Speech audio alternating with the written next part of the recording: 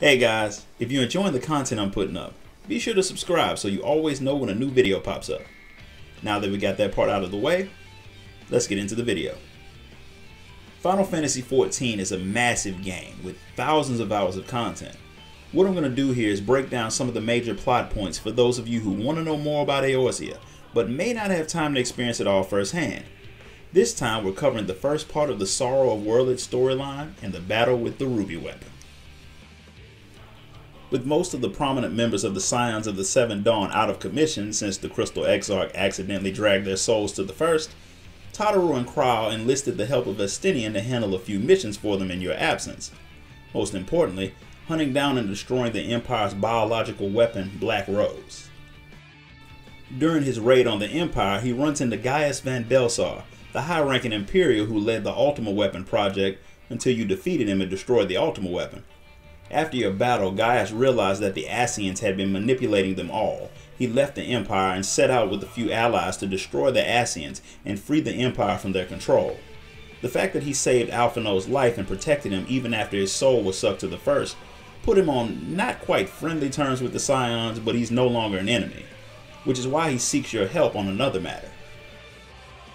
While he and Estinian were escaping from the Imperial capital after Xenos murdered his father and started a civil war, Estinian came across a new version of the Ultima Weapon, a prototype with a Garlean soldier seemingly merged with it. Drawing on Nidhogg's power, he destroys it, because he's awesome.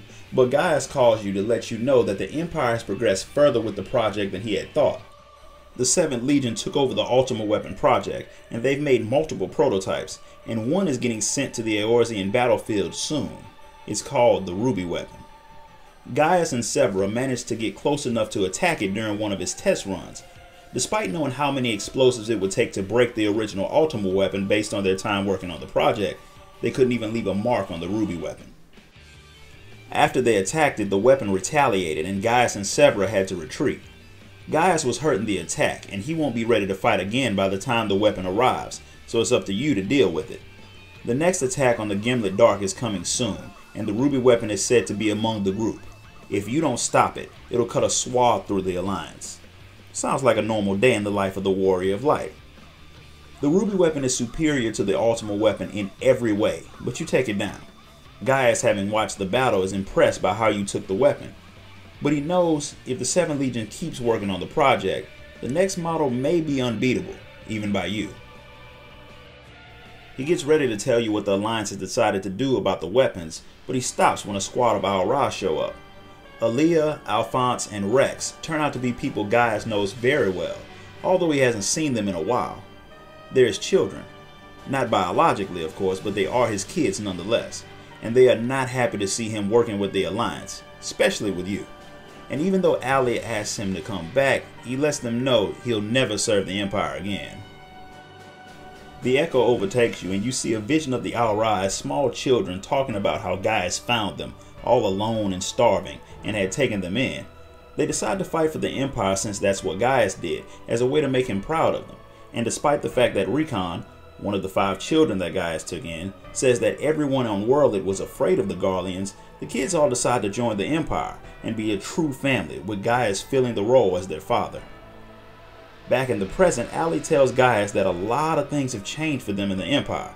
They've done things that they wouldn't have if they had known he was still alive, but Alphonse stops her from saying more as a Garlean airship arrives to retrieve them. Gaius doesn't try to stop them, but he wants to know who was piloting the Ruby Weapon.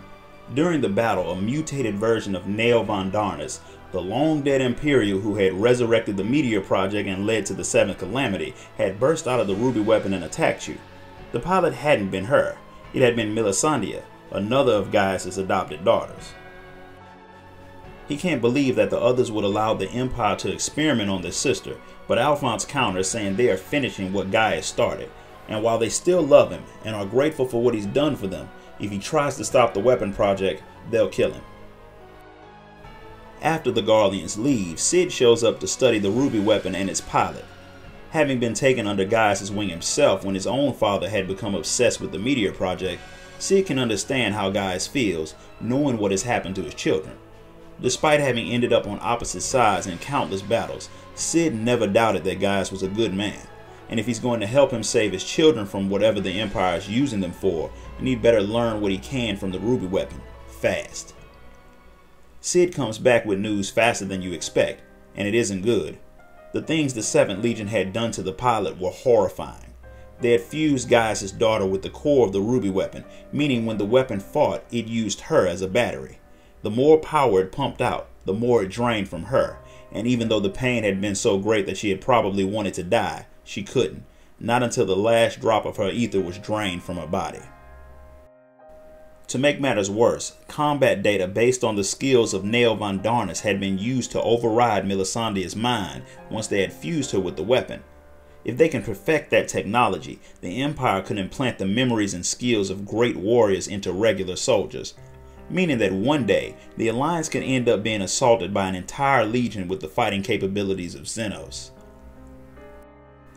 What's even more dangerous is the weapon's abilities to absorb the powers of primals and icons, meaning you would have the battle prowess of warriors like Gaius combined with the powers of primals, something that supposedly goes against everything the Empire stands for.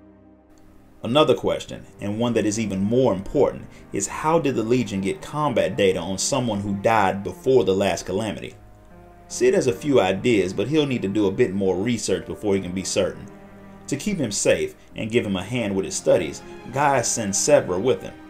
While Cid works, Gaius plans on tracking the ruby weapon's path so he can find where it came from and figure out just what part his children are playing in the weapon project. This concludes the first part of the Sorrow of Werlyt storyline. If you enjoyed this video, give it a thumbs up and make sure you subscribe so you don't miss out on the next part of the story.